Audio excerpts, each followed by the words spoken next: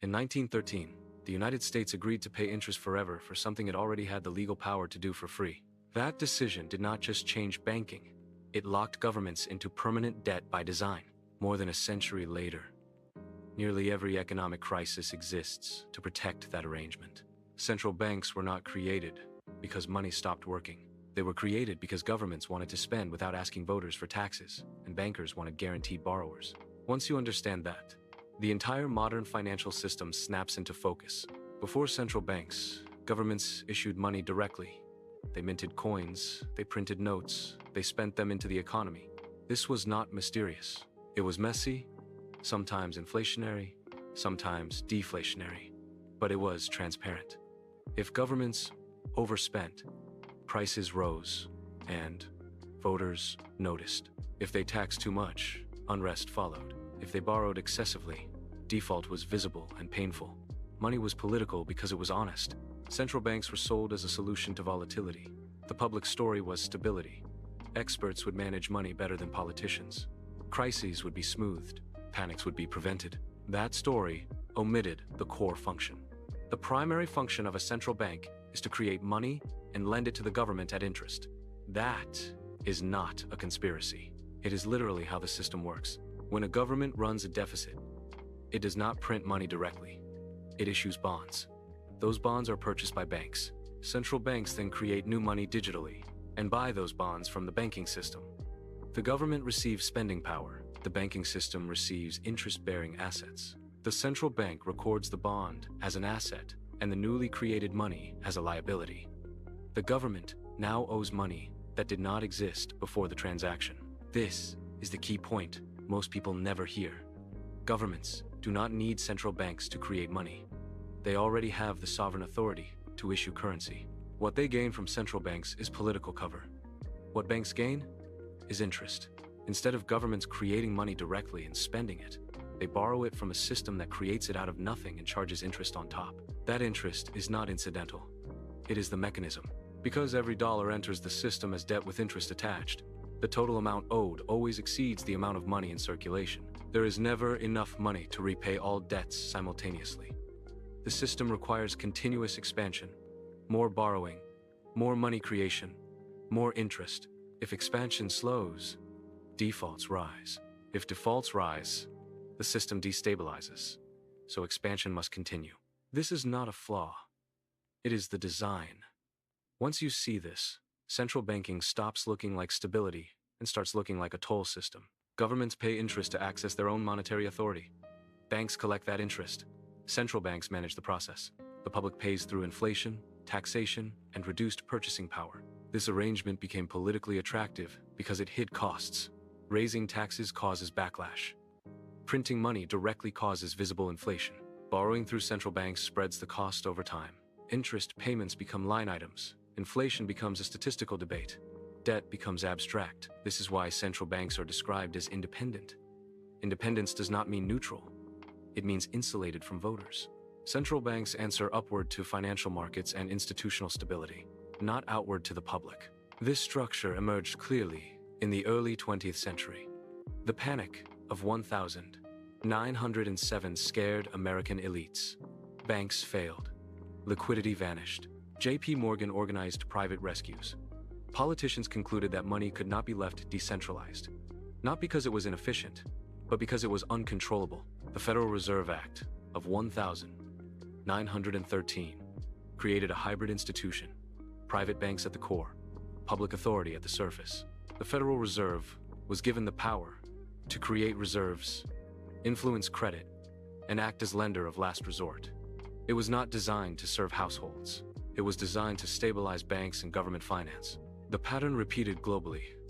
The Bank of England, the Banque de France, the Reichsbank, later the ECB, all followed the same model. Central banks became the intermediary between governments and money creation. War accelerated this process. Wars are expensive. Taxes are unpopular. Printing money directly is destabilizing. Central banks solved this. They financed wars through bond issuance and monetary accommodation. Debt replaced taxation. Inflation replaced explicit sacrifice. World War I, World War II, Cold War militarization. Each conflict expanded central bank power. By the mid-20th century, the system was normalized. Debt was no longer a temporary emergency tool. It became permanent. After World War II, Bretton Woods imposed discipline through gold convertibility. That constraint limited abuse. When the gold link broke in 1971, the final restraint vanished.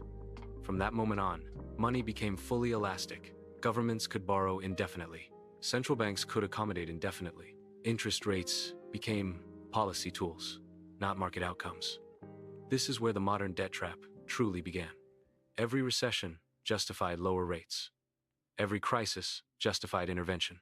Every intervention raised baseline debt. Instead of clearing bad debt, central banks rolled it forward. Losses were deferred. Risk accumulated. By the 1980 seconds, central banks were no longer just managing money. They were managing expectations. Markets learned that crashes would be cushioned.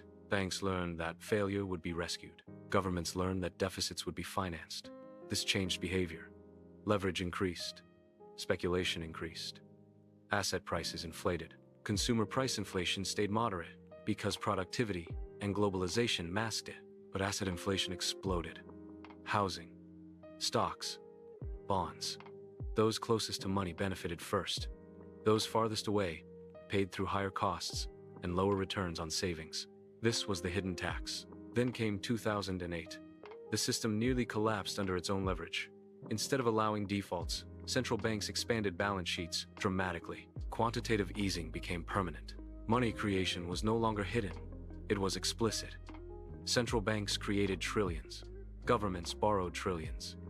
Interest rates went to zero. This was sold as emergency policy. It became structural. By the time COVID arrived, the system was already addicted. Lockdowns triggered massive fiscal spending.